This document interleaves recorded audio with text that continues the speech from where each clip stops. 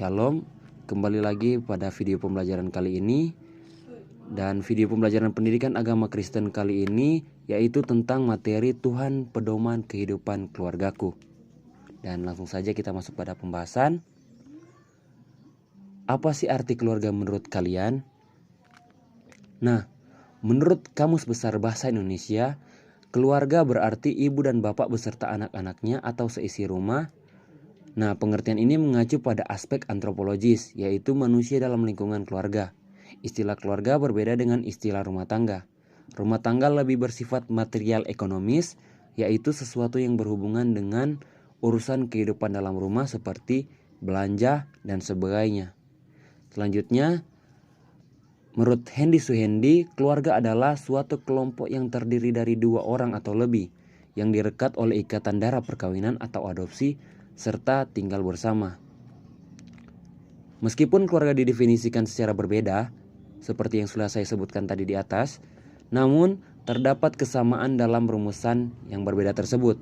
Nah, kesamaan itu mencakup ciri-ciri pokok yaitu keluarga merupakan kelompok atau persekutuan sosial yang paling kecil.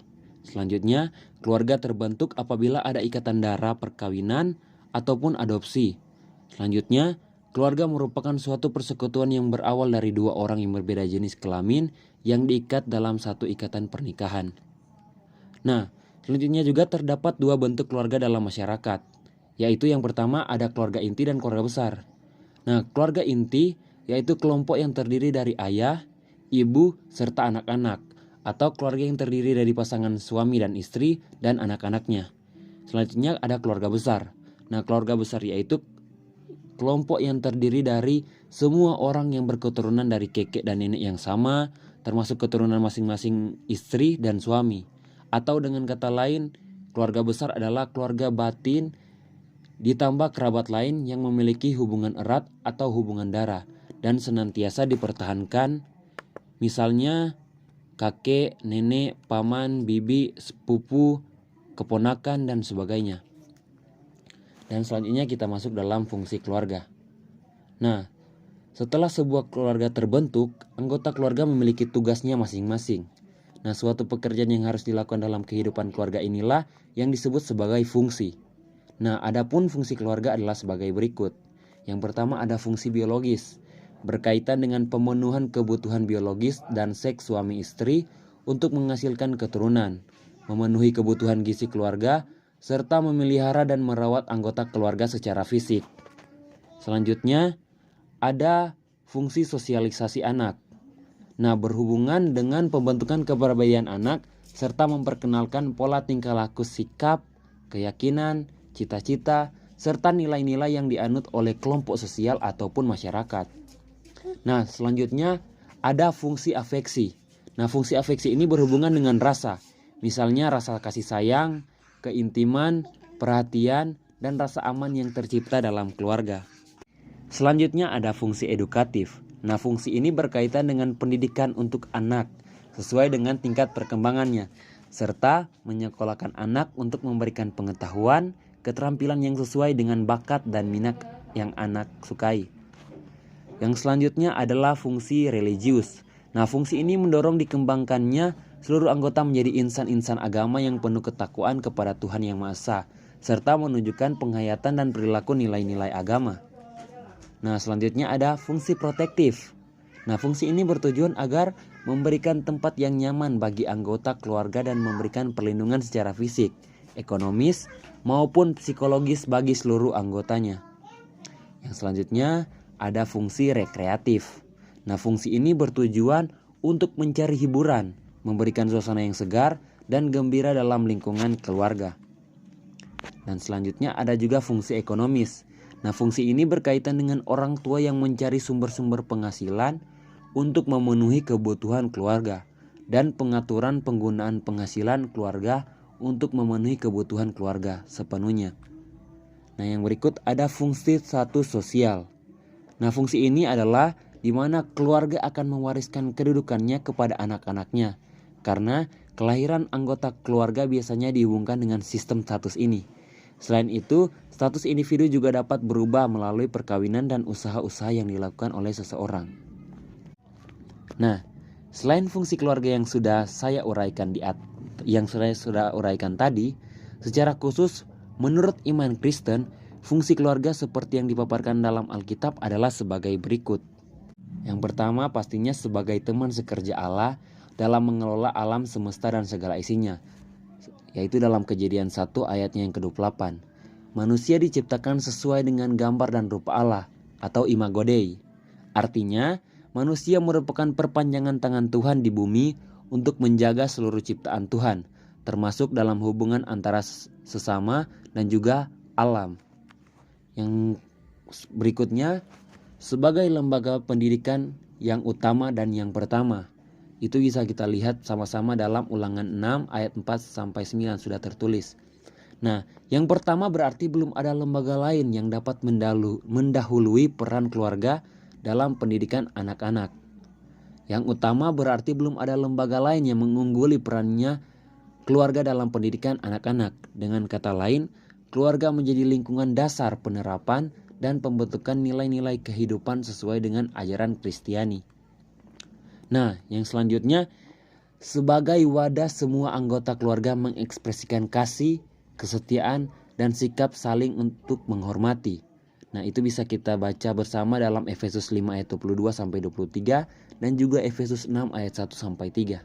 Jadi, setiap anggota keluarga berkewajiban menciptakan lingkungan yang harmonis dengan menghayati dan melakukan ajaran-ajaran Kristiani sesuai dampaknya, sehingga dampaknya dapat terpancar dalam lingkungan masyarakat yang lebih luas.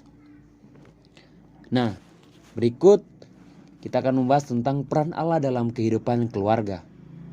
Nah, Tuhan Allah adalah pribadi yang membentuk sebuah keluarga. Tuhan menciptakan manusia sepasang, yakni laki-laki dan perempuan. Manusia diciptakan berbeda tetapi satu kesatuan. Artinya, manusia diciptakan dalam dua jenis kelamin. Manusia sama dan sehakikat, namun diciptakan dengan fungsi yang berbeda agar saling mengasihi dan melengkapi. Dalam perbedaan itu, manusia menjadi satu persekutuan yang luar biasa karena saling membutuhkan dan saling mendukung.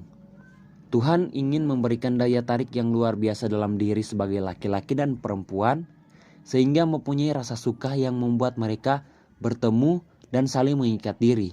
Itulah cikal bakal manusia membangun keluarga.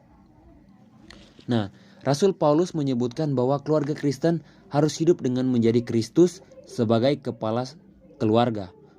Itu bisa kita baca dalam 1 Korintus 11 ayat 3. Kita bisa lihat bersama-sama di situ. Nah, karena Tuhan Yesus secara pribadi sangat mengasihi dan memimpin keluarga, hal ini nampak ketika ia mulai menyatakan diri sebagai juru selamat pada pernikahan di Kana dalam Yohanes 2 ayat 1-11. Nah, selanjutnya kita akan melihat atau membahas tentang Allah dan keluargaku.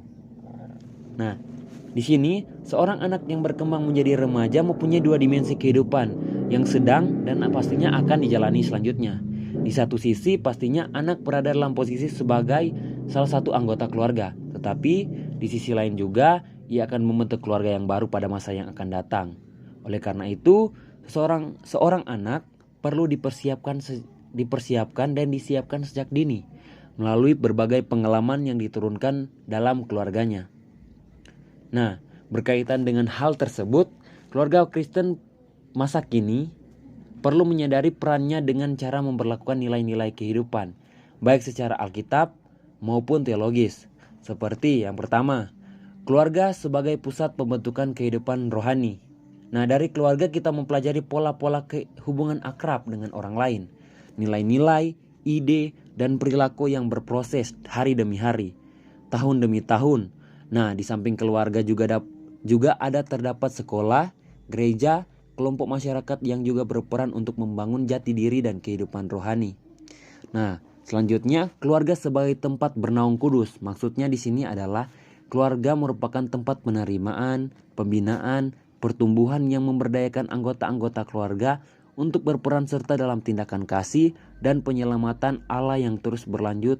Bukan berarti kita mencintai dan memuja atau mengisolir diri terhadap masyarakat, tetapi sebaliknya menjadi tempat bernaung kepada anggota keluarga untuk memberikan bimbingan, pertolongan, dan penyelamatan untuk lingkungan.